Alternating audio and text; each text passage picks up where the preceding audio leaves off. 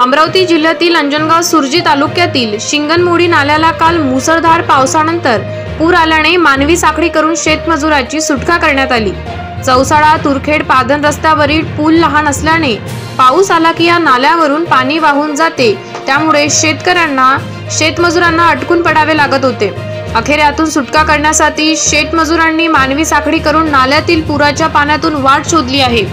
पावसाळ्याच्या दरवर्षी हीच परिस्थिती उद्भवत असल्याने या रस्त्यावर मोठा पूर करण्याची मागणी आता शेतकऱ्यांनी केली आहे।